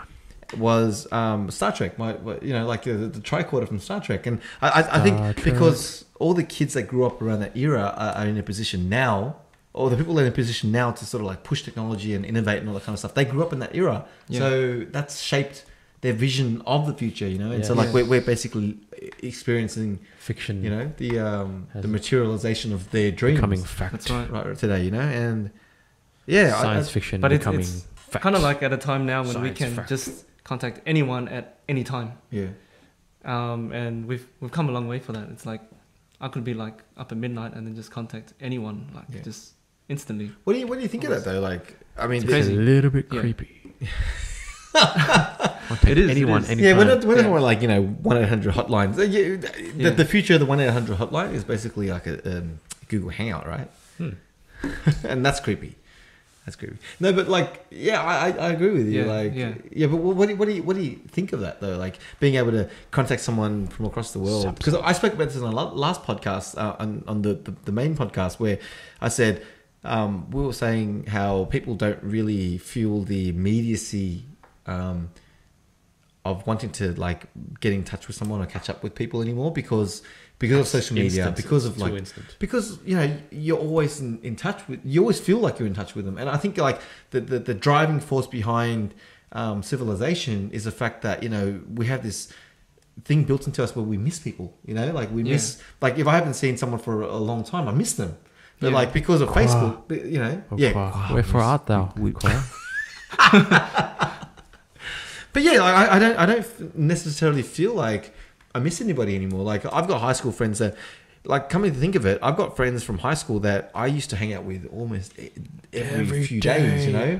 And now, like, I see them maybe once a year. Go to the canteen, get the pie, you know. And like for me, it's like, I mean, that's a testament to our friendship that we can sort of not see each other for a year and catch up, and it feels like we haven't seen each other, you know. That like we only saw each other yesterday, but at the same time, it's like I think the social media is sort of like attributed to that as well, like feeling like, oh yeah, I know what he's up to. Like I just see that, oh, he just went to blah blah blah to take a photo, and like I see that shit and I know what's up with him, and I don't feel a particular need to catch up anymore because and like, what do you talk about when you see someone like and you've already know everything that's happening in their life, you know? Like what do you guys talk about? Unless you're like one of those guys that just don't really give a shit and don't pay attention to anything.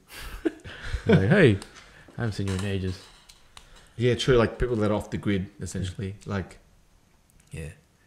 But yeah, I think the people that are off social media are the new age hippies. Like, you know, back in the days, like, oh, I'm off the grid. I haven't got a social security number. I don't like buy into the whole like, you know, processed foods, and I live in, you know, Wagga Wagga and have my own farm, whatever. Like now it's I like smoke pot and I don't shave. Anyway. They're the hippies. Now the new age hippies are basically, oh, I don't have Facebook. You know, I don't have social. I don't have Twitter. I don't have Instagram.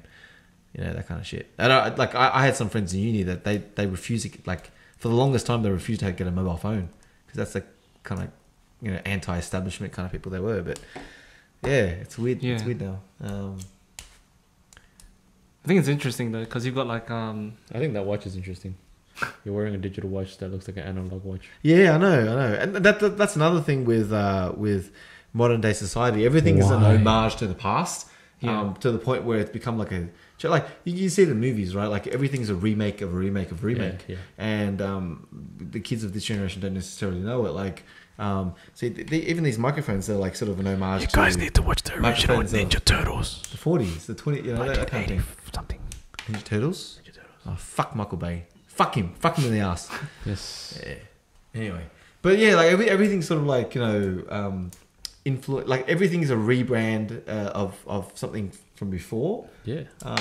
Yeah. So I don't know, man. Like there's really sometimes I often think, have we reached the pinnacle of civilization? Like, is everything from this point on going to be just a rehash of something that happened before, or something that's been invented before?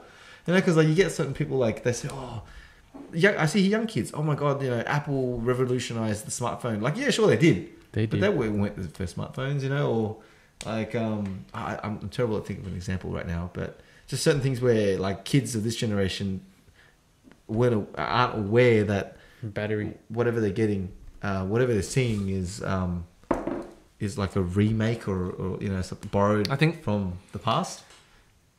I think you got to do it like very skillfully, or like you need to decide it ahead of time that you're gonna like bring something from the past that maybe this generation wouldn't read, and then you got to make it relevant for this generation. Yeah. Not just say, oh, that was cool. Let's just redo it for the sake of redoing it. But the message that delivered in that time is no longer, I mean, it's hard to receive in today's generation. Yeah. All right, you know, we'll bring it forward and carry that message forward, that sort of thing. Yeah. That's cool, but yeah, lots of remakes these days in terms of like movies and whatnot. Why did they remake Total Recall? Why? I don't know. Okay, bacon cells hot there. Let's take a short break because I want to change that battery, and yeah, so we'll take a short break. We'll probably have another. I need to take a piss. Yeah. Wait. All right, let's go. What the fuck was that? Okay, so we're back from that short break. We were talking about in the break that we should maybe recruit like a female member of the Goon squad, like a goonette. A she-goon. A she-goon. Goonette. La femme de la femme de la goon. Yes. We need one of them. No, like, who would you... Do you know anybody? I mean, I know a couple of people. I don't know if they'll want to be involved. Yeah, especially after this bloody podcast. We need someone that'll talk about guy stuff. Yeah, and not be feeling comfortable. Yeah, right. The truth about sneezing and farting. Yeah. Have you ever taken a piss, but while you're pissing, we're back to pissing again. You sneeze, right? You sneeze, but then you fart at the same time. Oh no, all the time. Yeah, but no. Whenever it happens to me all at once, it hurts. It hurts. All three holes hurt. Have you ever gone to the toilet, the public toilet, and there's a whole bunch of people lined up at the urinal. There's one left, and you go there, and you need to like let one rip. You need to fart, right? But then, like, because obviously the muscles to control, like, you know, that and to like release the pee is the same muscle, right? So you're trying to pee without farting. You don't do that. I do it anyway. It doesn't matter. My secret technique is to cough, and hopefully my cough is loud enough to cover the fart. No, I've had instances where I've gone to take a piss, and then there's another guy in the next cubicle who's taking a piss, and then he cracks a fart, and then I respond with my own fart. It's called a response. Yeah. Called a response. And then he responds with another one, and then sometimes I don't have any more left, and then I feel embarrassed, so I'll wait for him to leave. So you stay in the cubicle until he leaves? Yeah. You don't want to face them? Yes. No, I lost the fart battle.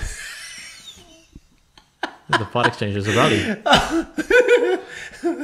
You lost the battle, but you don't want to lose the war, so you stay in the cubicle. Yes. I'll recognize his shoes. I'll remember his shoes. So next time, if I ever see them again, I'll save up my farts. Have you got anything else besides toilet humor? Like, we just keep learning about toilet humor. It's so I think it's funny, and we should not mix drinks Next time, yeah, mental note, don't mix drinks. So that was your idea. The beer was my idea. Yeah, I know because that's been sitting on the shelf for ages, and I've been meaning to finish it because I've got another bottle there, and I wanted to finish it soon enough before I finish that one because I've got a nicer bottle there. But we're still talking about podcasting, right? Back to my question. You guys haven't really podcasted in the past because you guys were part of the Nasha Box thing, right? With Jason. So you guys have done a lot of short films and all that kind of stuff, shot like weddings as well in the past. But like in terms of podcasting, you guys have never done anything like this, or no? So what did you think when I asked you guys to sort of be on a podcast? Were you like, oh yeah, let's do it, or I just wanted to sit around and talk shit. Yeah, that was my dream. Still my dream. That's good. But we're running out of topics, and I think we're drunk. No, I enjoyed podcasting, like what I deem as podcasting, which is really video podcasting, right? Yeah. I like it because like a lot of the times, I have so much to say, or I have certain ideas that I want to sort of express, and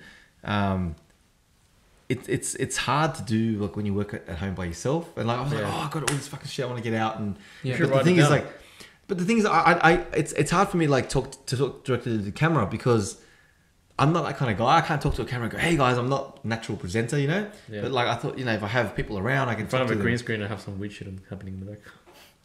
Santa Claus like humping Mrs. Claus or something. Yeah, but like I think that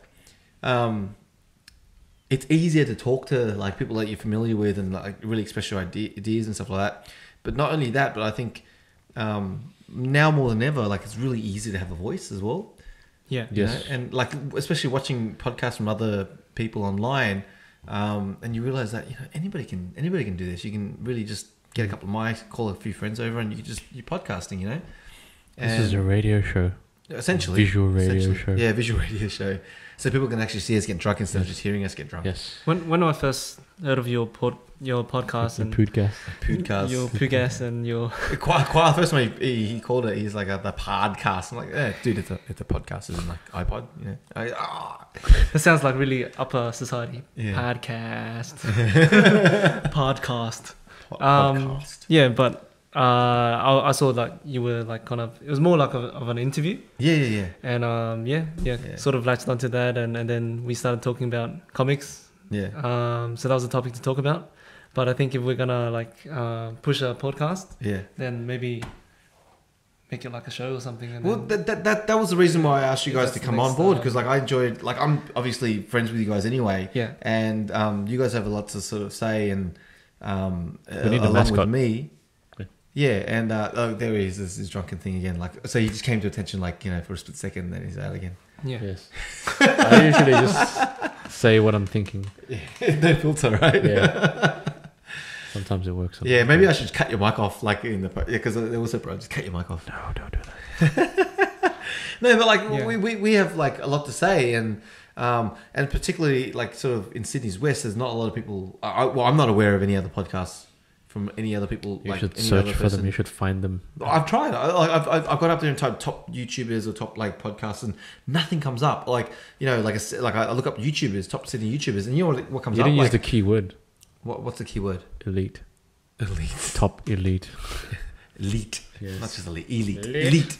No, but nothing comes up, and I thought if I'm going to start like a regular podcast where it's a real podcast and guys come up and just talk stuff, I should really bring people that I'm familiar with, so we have some rapport and it's easy to talk to. Because like my regular video podcasts, they're all like me bringing a special guest that I might know one or two of them or something like that, but then they have something interesting that I want to sort of talk about. But yeah, you're right, it is more of like an interview format. I try to steer clear of that though. I try to keep it like more of an open discussion. But yeah, you're right, in the fact that I'm driving it and I'm asking the questions, and whereas I think a podcast, whoever's here is really sort of responsible. Like tonight, for instance, Jimmy, it may be a mistake, but Jimmy was like, Jimmy had the list of topics. 9 out of 9.5 times. 10 out of 9 times. Yeah. 11 out of 7 times. My topics are just what comes to me when I'm taking a shit. And I'm just wondering, am I weird? Am I the only one who thinks about this stuff? But at least you guys responded. Yeah. I'm not alone. But my girlfriend suggested something interesting to me recently. Like we should do like That's a where you Google edit Hangouts kind of podcast. So it's yeah, a lot of live people do that. podcast. Yeah. And that's like hours long. Yeah, and I guess like, well, we've been going on for almost Have we? 2.5 hours now. Oh, well, so. it's 1:30. No, 12:30. Yeah. I didn't realize it was that. Yeah. Wow. Yeah. What's next?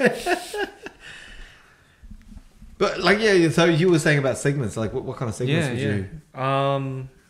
This is live. This is Whatever, like yeah. live right now. Like we're coming up with ideas, brainstorming for next Brainstorming. like future segments. You know.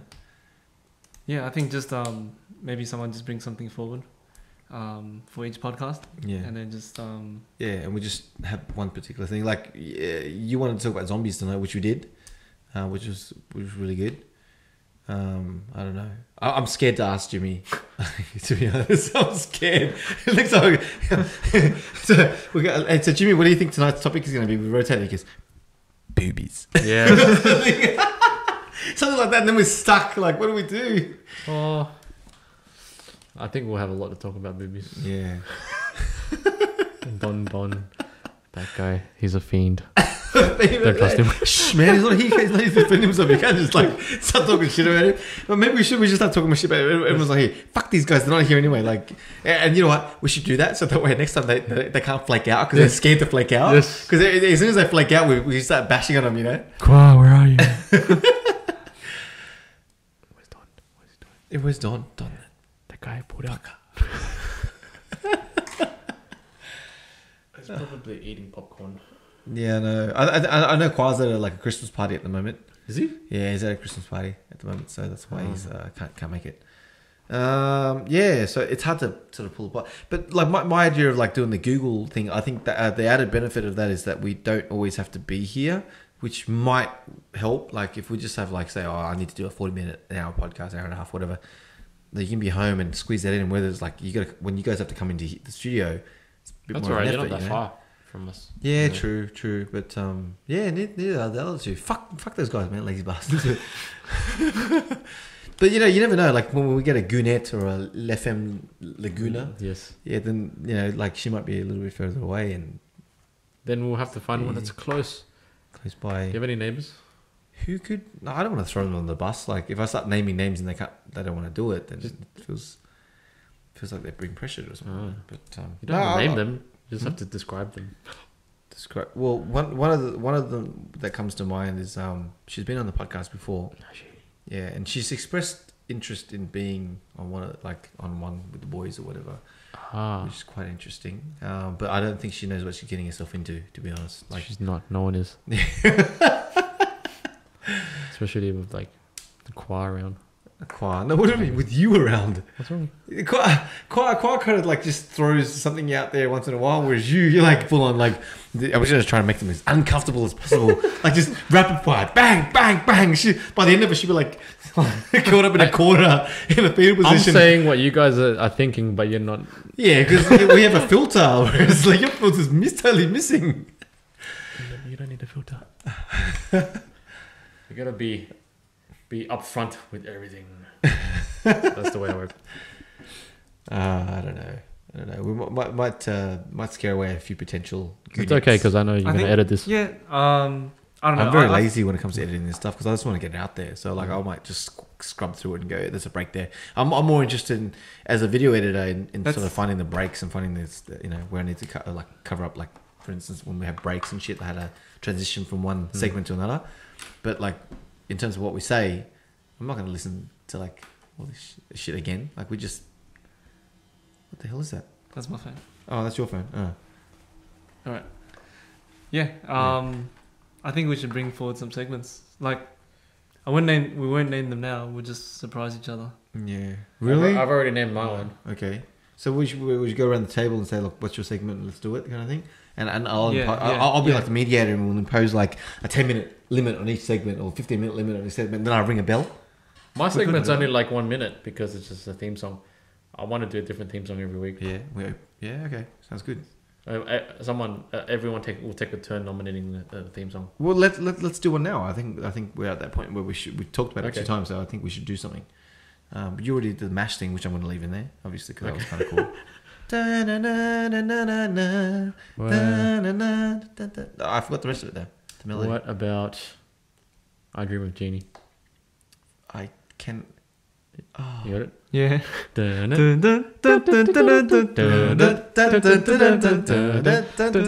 dun, dun. Yeah, that's it. That's good. All right. It was pretty lame, but we'll try one next week. What are the ones that like? Oh, Inception. Blew up my recorder, man. No, it has to be TV. Like, should we impose rules? Say that it has to be TV shows, or... No, it can be anything. Really? We should do Richard Donner's Superman. What if Jimmy just comes up? What if Jimmy just comes up with 5? Would you totally change keys then? But anyway, Don't matter. we We need Don here. Don, no, he'll embarrass us, man. He has a singing voice. That's all right. He's a musician. That's okay. That's You why can it's see gonna me in be the funny. background with a guitar going. Ding. I need some clapping sticks. Just tap on the table. Wait, can you tap on the table? But the mic Clapping should pick sticks that are up. funny, huh? Weird shit your parents do? Weird shit your parents do. Yeah. Or embarrassing shit your parents do to us. Nah, I don't want to talk about that. I don't want to talk about that. Out, my mum. I could talk for hours, honestly. That shit that she does, that's embarrassing. Weird shit that In fact, I'm tempted to go now, but I probably won't. weird shit that Asian parents do. Shit, ages. Immigrant parents. Yes. Yeah, that's good. Discipline. Where does The discipline that we received. Are you speaking of that? Like, did you guys used to get like whipped when you were a kid? Yes. Yeah. Broken many chopsticks. Chopsticks. You man. know, My the dad- deep fried chopsticks that are like this long? They're huge. Holy shit. Yes. No, my dad used to go out to the backyard, like one of our old places. We had a big mulberry tree. And you know, mulberry tree, it wasn't a mulberry tree, it was one of the other trees. But it had this massive, like, twigs that come off it. Like, he would snap one off, and they were fucking flexible as hell, which is bad because it was like a whip, man. And he used to, like, whip, and we used to get welts on our, like, legs and bum just, like, you know, for doing stupid shit. And you know what? It wasn't actually, even though it was quite painful, I was never scared of the whipping because I knew that, you know, they loved us at the end of the day, so they wouldn't go too far. But my dad, both my parents used to, like, because they work from home, right? So, like, if we did shit, they would make my brother or I kneel for like an hour or more. And, like, you know how painful it is to fucking kneel for like an hour? Like, we're adjusting, and whenever, like, he saw us moving, he's like, hey, you can't move, like, just fucking sit still. And, man, by the end of it, I never wanted to do whatever we did ever again because it was so fucking painful. You start cramping everywhere and shit. You learn your lesson. Yeah, you learn your lesson. I reckon that was a way harsher punishment than the whipping. I prefer the whipping, to be honest, because, like, yeah, at least you got like some kind of mark to prove how tough you were. Like, but yeah, the kneeling was the worst, man. The kneeling was the worst. I had to pull my ears. Like, oh, and they make you hold your arm and your shoulders start getting sore. Your arms start getting sore by the end of it. Yeah, and it was this, like, for like my Aussie friends or like the people that are viewing that aren't familiar with these kind of like immigrant people that type only got sent to their room. sent to the room or like they could play games, watch TV. timeouts or whatever. Fuck, man, these are painful bloody punishments. Like, so painful. and Parents got quite creative, right? Like, that's why we Asians study so hard. we respect our parents. But, oh man, but you know what? That like, with that said though, I think like my parents know that in Western culture, there's a lot of like my mom's always the first one to say, look, you know, you got to take the good and the bad, and you take the good from every culture because like in Asian society, Asian culture, there's certain things that you know you probably don't want to adopt. You know, being sort of like raised in Western society, like, you know, you see the good as well, and you go, look, the best thing to do is take the best from every culture and embrace that. And embrace that. Sorry, pies, whatever, right? But yeah, like just that. No, I mean, I'm talking about like good traits from every culture, and then like because we're sort of like children of different cultures, and you know, we see the dichotomy in sort of Western civilization and you know, being raised as an Asian, right, from like parents that were raised in Asia, we see the difference, and like we're in a better position than anybody else to sort of like see the good and the bad in the different cultures, So we see like, oh, that might not necessarily be bad, or that might not necessarily be good. That's kind of a bad thing. So don't adopt that, and then like, you know, just embrace the good. And I think that's sort of like, for me, that was a good way to grow up, you know. So I think, you know, that kind of shaped me in how I am now, and sort of my more like my tolerance of, you know, different cultures, and my ability to say, look, you know, that's just kind of like a cultural thing. It's not personal. It's just more of a cultural thing, and that's how we might perceive it as rude or whatever, and it's like for them it's normal. So I'm more patient with people, I think, because of that. It's like different gestures from different cultures. I think in a lot of Asian cultures, if you do this, that's rude. You gotta do it like this. Yeah. You want to Really? ask someone to come to you. Yeah. I didn't even know that. No. Yeah. I think in a lot of South Asian countries, it's like that. Oh, really? I wasn't aware of that. Like, obviously, I was been here since I was 2 years old, so a lot of that is lost on me as well. But just things like, I mean, like even simple things like table manners, you know, like slurping your soup, you know, like going to a Western school, whatever, they teach you table manners, and they're like, oh, it's rude to slurp your soup, and you come home, you're like, Yes. you know, you get a bottle of noodles, and you just like, And we have chopsticks and we have a spoon, and they've got like knife and fork, something else. Yeah, or just asking to be excused from the table, and utensils, so know, much washing, and also like, you know, I actually see this is an example of the common things that are good. Like you see good in both cultures, you're like, okay, that's definitely a good thing. Like not starting, like eating until everyone's seated on the table and ready to go. Like you don't just get your food and start eating. Like that's considered rude in any culture that I'm aware of. You know, but yeah, like, you know, but then things like asking to be excused from the table, like that's not really an Asian thing. You just stand up and walk off, like whatever, you know.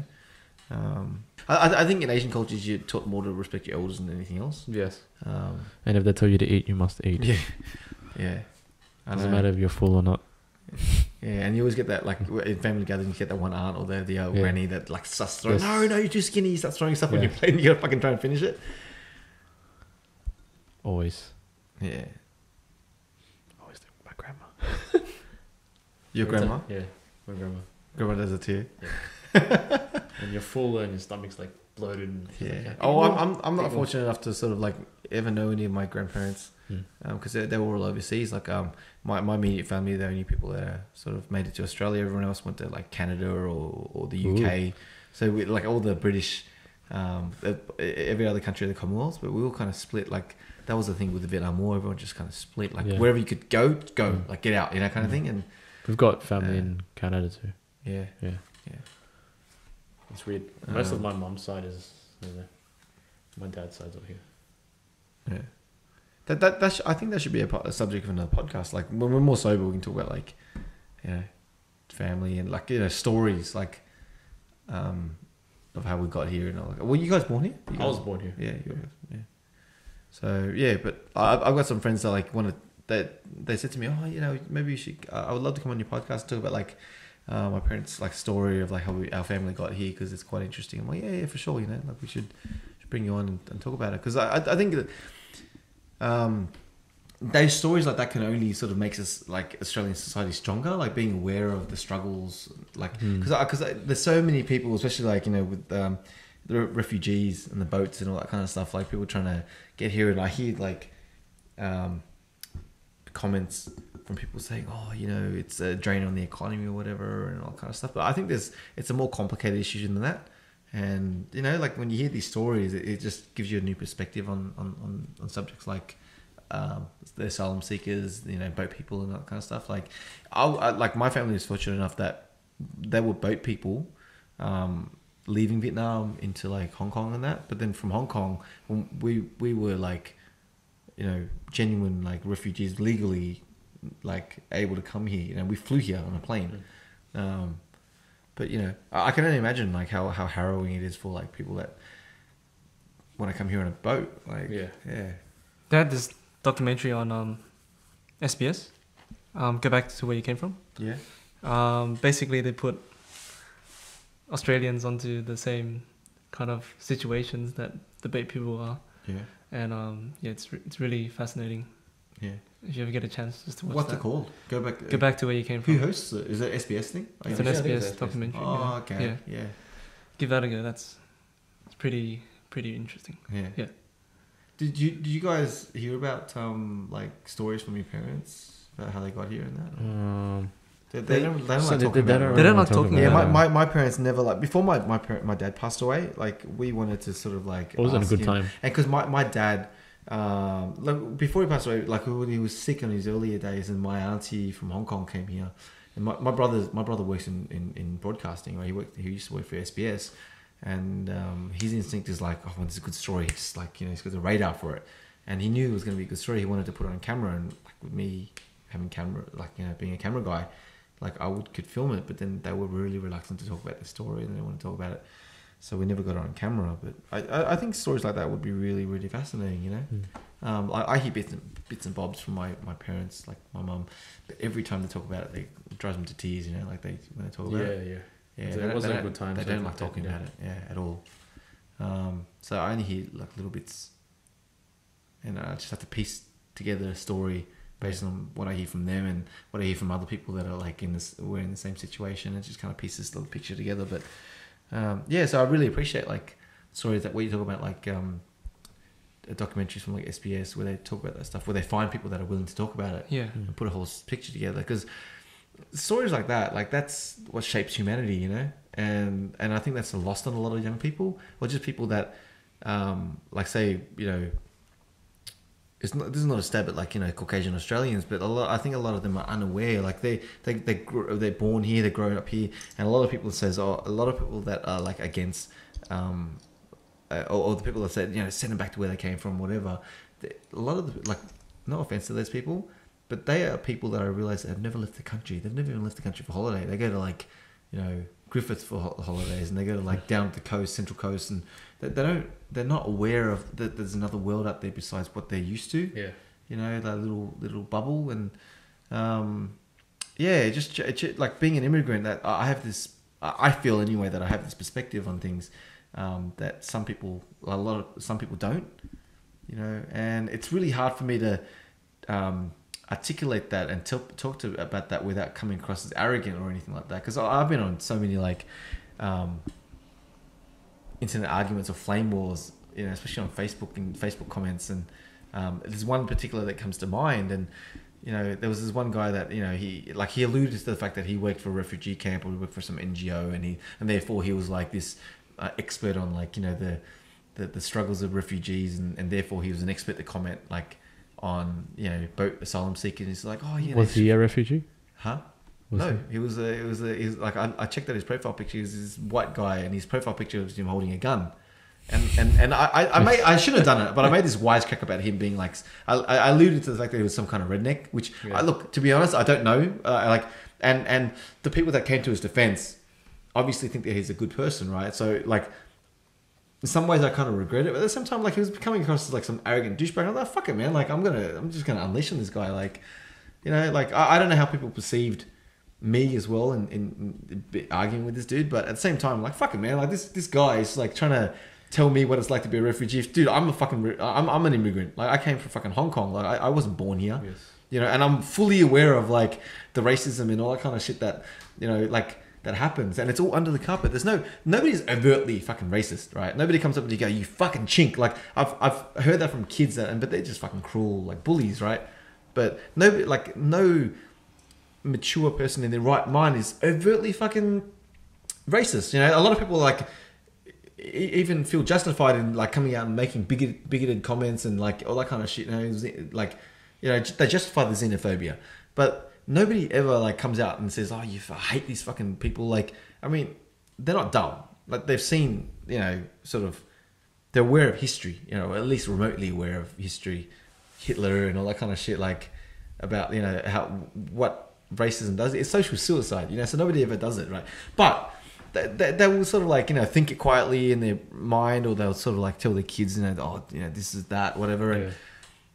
And I'm totally aware of that exists, and as long as they keep their mouth shut, I don't fucking care. Like I know there's people like that. There's gonna be people that don't like you in society and whatever, and like I'm fine. Like you know, I grew up with people from all communities and we're from Sydney's Yeah. West. Like, Yeah. we're totally fine. I've got my oldest friend in the world. Multiculturalism. Two of my oldest friends in the world is from, like, one of them South American, the other one's Jewish. You know, and then at the same time, I've got, like, friends from school that are, like, Muslim as well. So I've got, like, South American, like, you know, they're Christian. I've got, like, Jewish friends. I've got Muslim friends. We all get along. Like, there's none of this bullshit. Like, and our parents don't teach hate. Yeah. You know, and we're not told to hate each other, like, because we have to because of like our background or whatever. So I'm totally happy with where I stand in society. I know, like, you know, being an Asian male, I'm never going to make it into broadcast. I'm never going to sort of be a movie star, or I'm never going to, like, you know, be in certain positions, you know, because of who I am and where I grew up and, you know, my sort of socioeconomic, you know, standing. But at the same time, I'm totally I'm totally content, you know. And now, especially with like you know, new age media, like new media or whatever, I can have a voice. I don't give a shit. Like, for me, you know, like, there might only be like a couple hundred people watching this podcast or whatever, but at the same time, like, I feel like I'm getting shit out, you know, and it keeps me sane. Like, whereas I think for our parents' generation, they always had that kind of feeling like, oh, I don't know, man, like, people looking down to us, and they kind of have this chip on their shoulder because of it. Yeah, so I don't know, like, I think we're in a good. But you got to take into account that when they came here, Yeah, it was a time when people weren't really sure about immigrants. Yeah. Well, and they did cop a lot They of only just racism. ended the White Australia policy, like, Yeah. less than a decade before that, wasn't it? So they would have copped a lot of yeah, racism. So yeah. they're always going to be on guard. Was it the Whitlam, Gough Whitlam, and I think it was Paul Keating. Like, when my parents came out, I think Paul Keating was in power, wasn't he? Or I mean, to be honest, I can't remember. Yeah. Like, I don't know. I was too I young. reckon after. Yeah. But I don't know my prime ministers. I mean, I'm very sketchy on my history of the prime ministers of Australia. I think the Westie area is probably like one of the most multicultural, like, societies. Yeah. I don't know, in the world, or Australia at least, or Yeah. yeah. Well, I feel it is. Yeah. Whether it is or not, I don't know. And but I feel it is. people get along so well. Yeah. Yeah, I think it's the people that make a difference in the end, and we can kind of see that from where it's been Yeah. with immigrants coming in, and where it is now, and we're kind of like, yeah, I mean, like, the Westie area, like Fairfield, Liverpool, Cabramatta. Yeah. I mean, like, multiculturalism just kind of Yeah. we just accept each other. It's just, Yeah. Well, I think because, like, But what we I was have- talking about before. We haven't been around the rest of Australia, so we can't really say. Well, I have. I like, the thing is, back to, like, what I was talking about earlier, like way earlier in the podcast, where I was saying that Australians aren't really that racist, to be honest. That they might not be aware, like, it's more like ignorant racism than like you know, hatred or anything like that. Yeah. Like, you travel through and they're like, oh, like, yeah. They're like, Are you here to eat my dog? No. I remember I was on a wedding shoot once, and I was out and I ran into this guy from Griffith. But I was in Redfern. And his son was renovating an apartment, or like a terrace there or something like that. And he was outside, and we were like lugging our gear. And the guy I was shooting with, he's Greek, right? And I'm Chinese, Chinese Vietnamese. And then he comes up and he's like, he was like, because Griffith didn't, like, there's a lot of Italians in Griffith, right? But he wasn't Italian. I think he was like just true blue Aussie, like, from, you know, his ancestry would trace back to like the First Fleet or whatever. Like, he was that kind of true blue Aussie, you know. And he comes to me, we're talking like that, and I have a fairly Aussie accent. Like, I don't have any like if you speak to me on the phone, if you speak to me on the phone, like, you wouldn't be able to tell. Yeah, I'm a fucking fob. But like, would you think that I sound Asian at all in any way when I speak? I sound Westie. I think I sound like some certain inflections where you can tell, like, oh, he's from the fucking West or whatever. Like, he sounds a bit rough. Like, I'm definitely not from the fucking North Shore. Yeah. Yeah. But I don't sound Asian in any way. Like, anyway, he comes to me. We're having a chat, And he was fairly friendly, right? So it was kind of cool. And then we got into awkward pause, like, you know, obviously as strangers do, you get to a certain point where you've nothing else to say. And he's like, you going back to China? And it caught me off guard. I'm like, what? And I had a blank expression, and I was thinking, is he joking? And I'm looking at his face to sort of like gauge whether he was joking. You're in Redfern, but he was totally serious. He was like a shitload of Asians there. But he didn't mean it in a malicious way or anything like that. He was basically just trying to ask, "Oh, so are you going back to China?" He thought I was from China. And first of all, I'm not from fucking China. My parents are from Vietnam. I was born in Hong Kong. And so I'm like, no, I was almost said I was born here. Then I caught myself thinking that. I'm like, oh no, actually I'm not born here. So I said, no, I've been here all my life. I'm from here. He goes, oh, okay, cool. He goes, oh, but, and then he tried to save it. And he's like, where are you from? Like, where are your parents from? I was like, oh, they're from Vietnam, but I was born in Hong Kong. Like, my family, my lineage, but it had been like immigrants forever, man. Like, yes. My parents are Chinese, right? Yes. But like, if you trace it back, they're like, my parents were born in Vietnam, but if you trace the lineage back, we're from China somewhere. Yes. Yeah. Right. But that's the reason why we had to leave Vietnam, because when the war broke out, like, the Chinese had to leave because we were somehow the enemy, so we had to leave, right? And it was funny. So the way he asked me, I'm like, oh, what? No, man, I'm from here, dude. I'm like, I grew up here. He's like, oh, okay, cool. So where you from? I'm like, what the fuck? Like, you probably think I didn't know how to respond to Asians that, you know. Chinese. But then, like I wasn't offended. I was more shocked than anything else that he asked that. And then I realized, I could sense, like I could tell he didn't mean it in any sort of like insulting way. It was just more like he genuinely thought there was nothing wrong with it. Are you going back to where you came from? Yeah. So yeah, it was funny. And anyway, I said to him, "No, I'm from here, dude. Like I thought you could tell from my accent." And he's like, no, I can't tell. I don't know that. I'm like, I sound pretty Aussie, don't I? Like, he's like, oh yeah, I suppose so, but yeah. And then should have started talking fob to him afterwards. He changed the subject, but yeah, it was just so funny, like that the way he asked me. So out of nowhere, like we were talking about like property prices and shit like that. We were talking about his son like coming from Griffith. Then we were talking about like how there were a lot of Italians in Griffith, and that's how I knew that he wasn't Aussie, because I asked him, have you got an Italian background? He goes, no, I'm from Australia. So maybe that was sort of a line of thinking, like maybe that was sort of what led to it. And he's like, oh, and it went to it. But then you said, I'm from Australia too. Yeah. So anyway, I might be a bit of a hypocrite because, like, you know, I did ask him if he was Italian. You could have asked what background he was. Did he say? I asked him first. Yeah. That's probably like I might be a bit of a hypocrite because I did ask him, do you have Italian background? But you know, like, you know, as white people think that, you know, all Asians look the same, like, you know, sometimes we think that we can't tell the difference between some European like people either. Like, yeah, sometimes we can't tell the difference between ourselves. It's hard for me. Yeah. No, like even like, you know, say European countries, I can't. It's hard for me to tell sometimes, like between. I don't know. But then you have to listen to their accent. True. Try to pick it. True. And us Asians see things in widescreen. What do you mean? Yeah, that's us. Yeah. Wide aspect ratio. Wide aspect ratio, yeah. No, but that's us Australians. We're like, it's just normal for us, that laid back culture. We're just able to poke fun at ourselves. Yeah. We need to invite and not be here from other cultures.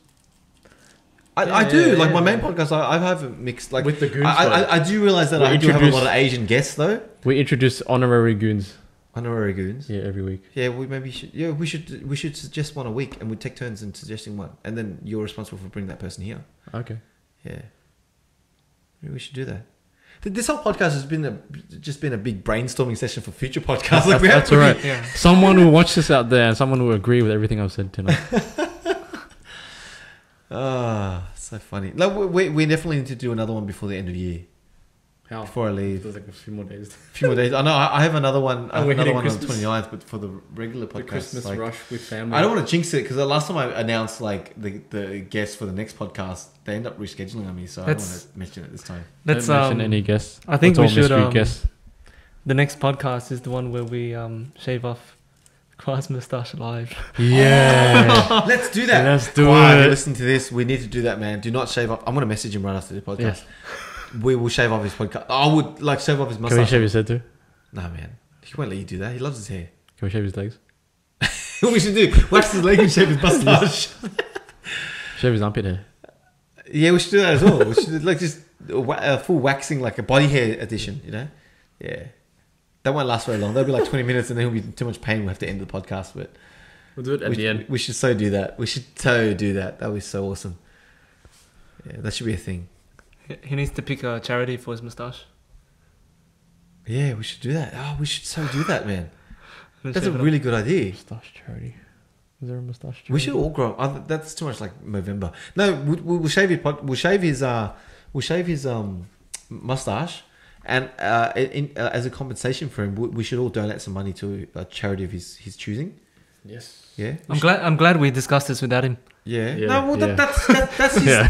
that's his fault for not being here He tonight. has no input into this. No, well, if you like, that should be a thing now. It has been decided. If you miss a Goon Squad podcast, we talk about you on that whole podcast. You hear that, Don? Yeah, we're lucky we haven't even had time. We don't have time to talk about Don because we will talk about Don.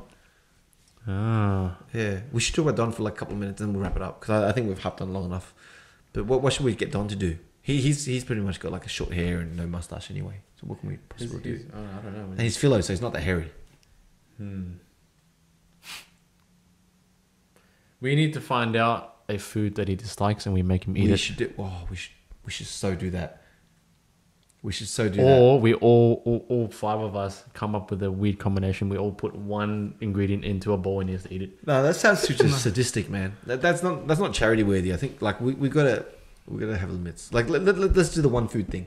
I think like because we could easily get carried away, and the problem is if we all start throwing food into this bowl, You only have one ingredient that you put in. it gets dangerous because then it could turn into this prank fest where we all start pranking each other, and it's not a road That's that I want to hilarious. head down. No, I think we should concentrate more on the charity than the pranking. Yeah. Aspect. Yeah, Why can't we do both? because it's dangerous. That's why. Maybe. Yeah, but anyway, so there's our two ideas for Yes. our next podcast. But hopefully we get to do it before the end of the year. But like you said, I think we'll have a chance to because really, Honorary goon must be. and we're gonna pick an honorary Goon as well. But non-Asian. yeah, well, there you go, guys. Yeah, so that wraps up another super long podcast. And Wrapping I've been saying we should end with jingle bells. Jingle bells. Jingle bells. No, let's not do it. Yeah, no. All right. Anyway, that wraps the Goon Squad. I'm Ken. I'm David. I am Jimmy. Yep. And Merry Christmas Merry Christmas to all, and to all a good night. What about people that don't celebrate Christmas? Happy holidays. That's all right. Yeah. All right. Happy holidays to everybody. Happy holidays. Happy holidays. Yeah. And happy This New Year. is a Wally hat or Waldo in America. All right. Cheers, guys. Catch you later. See you. Bye.